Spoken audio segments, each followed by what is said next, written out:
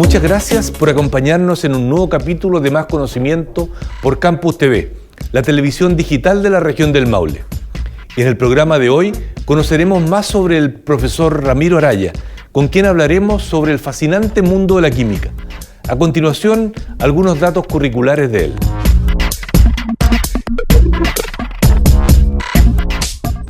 Ramiro Araya es licenciado en Química de la Universidad de Chile, doctor en Ciencias Exactas de la Pontificia Universidad Católica de Chile.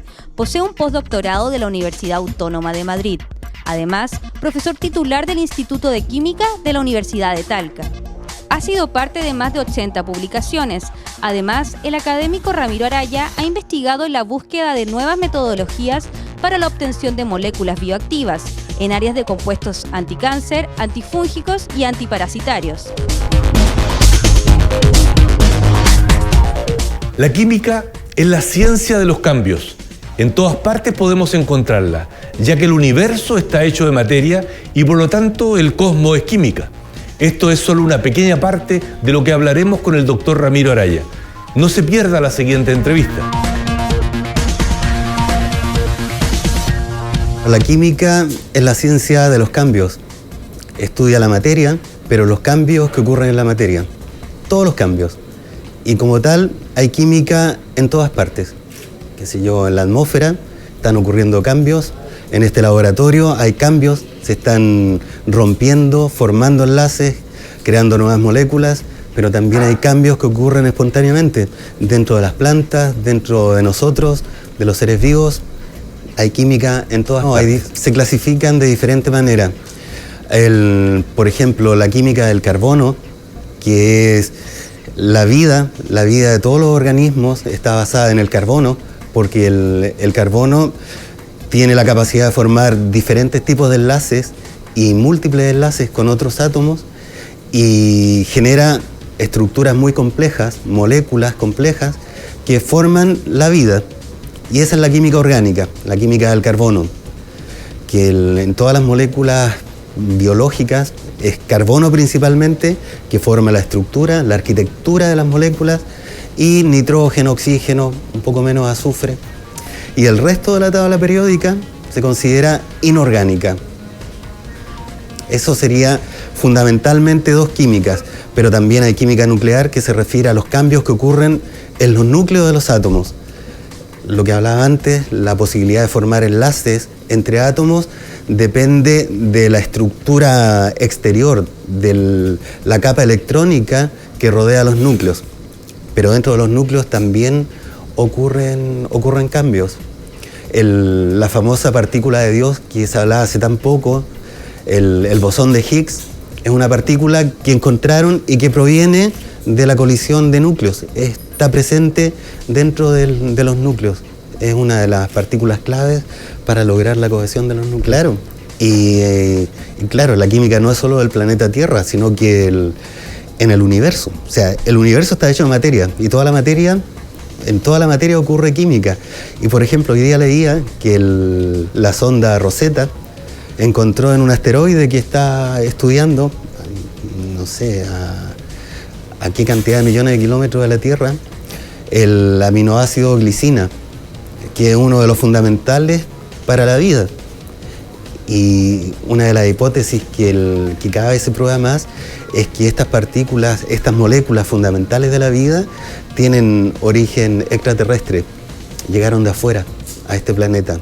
Y después aquí se empezaron a unir para formar moléculas que son más complejas y que tienen la capacidad de replicarse. Y esas moléculas, proteínas, son las que después dieron origen a la vida. Qué sé yo, algas, primeras bacterias, se juntaron las bacterias para formar un tipo de células que dieron origen a organismos pluricelulares y que están en nosotros. O sea, dentro bueno, esto tú lo sabes, pero dentro de las células, de todas las células de animales, hay mitocondrias y seguramente vamos a hablar más de eso después, pero las mitocondrias, que está prácticamente demostrado, son bacterias. O sea, dentro de nosotros, dentro de nuestras células, son bacterias.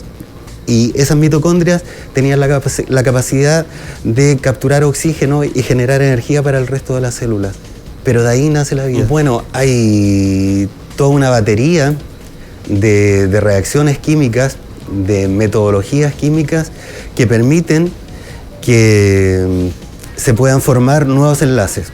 A partir ya de fragmentos, uno puede formar nuevos enlaces para a su vez conseguir moléculas más complejas. Eso se llama química sintética. Pero, por ejemplo, ocurre síntesis en los organismos vivos. En las plantas hay biosíntesis, en nosotros hay biosíntesis. Lo normal es que sea dirigida. Yo quiero tener este tipo de estructuras y sé qué reacciones puedo usar para, partiendo de los reactivos, llegar a eso. Pero también existe una química que se llama química combinatorial, que lo que pretende es conseguir el mayor número posible de moléculas. Cuando yo hago síntesis orgánica, principalmente lo que quiero es selectivamente obtener la molécula, el tipo de moléculas que estoy buscando. La química combinatorial busca sintetizar miles de moléculas y después las prueba, por ejemplo, buscando una propiedad farmacológica, pero prueba en toda esa sopa. Y si ahí se generó algún compuesto que sea potencialmente útil, bueno, ahí van a aislarlo y hacer las pruebas sobre eso. Es mucho más rápido, pero requiere metodologías un poco más complejas. ¿Qué es la química? Precisamente la química verde, o sea, le pusieron ese nombre, verde o química sostenible, porque es una química que pretende respetar el ambiente, o sea, no generar problemas medioambientales. Hasta el momento en que nació la química verde, la química principalmente se orientaba en la parte medioambiental de remediar los problemas que ya se habían ocasionado. La química verde busca nuevas reacciones, nuevas metodologías, nuevos procesos que contaminen lo menos posible. Cuando se hace una reacción, era muy común hasta ese momento, mediados de los años 90 del siglo XX, utilizar solventes orgánicos. Y la mayoría de los solventes orgánicos son volátiles.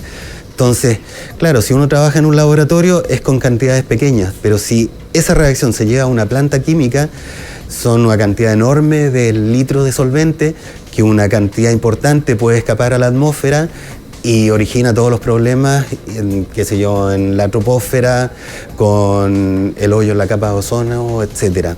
O, qué sé yo, se tiran residuos a los afluentes de los ríos. En general, todos los daños medioambientales. Pero no solamente eso, también tiene que ver con el uso de reacciones que ocupen menos energía, porque mientras más energía se necesite, bueno, hay que tener la generación de energía, que también tiene sus problemas, que en las mismas reacciones, ojalá que todos los átomos que están interviniendo queden en el producto, de manera de no estar generando residuos. De todas esas cosas se ocupa la química verde. Se utiliza, hay incluso programas que ayudan a buscar las metodologías más adecuadas y los sustratos, los reaccionantes más adecuados. Pero eso funciona hasta cierto punto. En gran parte la síntesis, sobre todo la síntesis orgánica, tiene que tomar en cuenta todo el conocimiento anterior para poder usarlo, pero también hay mucho de intuición. O sea, en parte es un poco de arte y un poco de ciencia. Entonces, la química computacional sirve, pero no en 100%. La quiralidad es un concepto que no tiene que ver solamente con la química.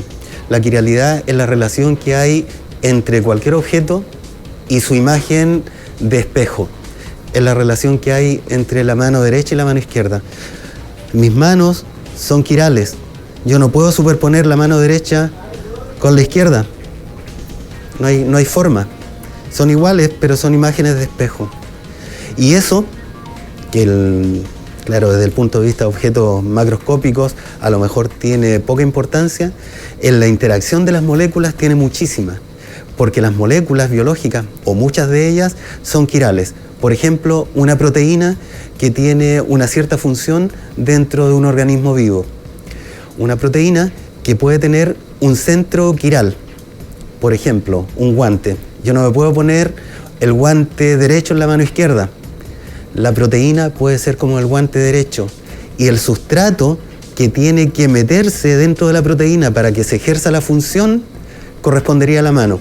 Entonces, si yo estoy tratando de poner el sustrato que no corresponde a ese guante, no va a entrar bien. Y si no entra bien, hay varias posibilidades. Uno, que no ejerza la acción que tiene que ejercer o que ejerza una acción diferente. Por ejemplo, el caso típico que aparece en cualquier libro, el caso de la talidomida. La talidomida, en la década del 50, un fármaco que era tranquilizante, empezaron a tomarlo mujeres que estaban embarazadas. Y después resultó que era teratogénico, que salían, digamos, los hijos que daban a luz estas mujeres que estaban embarazadas, cuando lo tomaban, salían con malformaciones congénitas. Y claro, en esa época la síntesis obtenía ambos compuestos. Eran enantiómeros, las manos son enantiómeras, obtenía la mezcla de ambos, tomaban los dos, y uno de ellos era el que tenía esa acción indeseada. Después se siguió trabajando, la talidomida la sintetizaron, ambos enantiómeros, uno de ellos era el que tenía la actividad deseada y el otro era el que tenía la actividad no deseada. Hay enantiómeros que uno de ellos, por ejemplo, tiene un sabor dulce y el otro tiene el sabor amargo. O uno tiene una actividad de una determinada potencia y el otro mucho más débil. Hay diferentes posibilidades. Las manos son quirales, pero entre sí son enantiómeros. La mano izquierda es el enantiómero de la mano derecha. El fenómeno esto de ver digamos, el objeto que en la imagen especular es la quiralidad, pero entre sí son enantiómeros.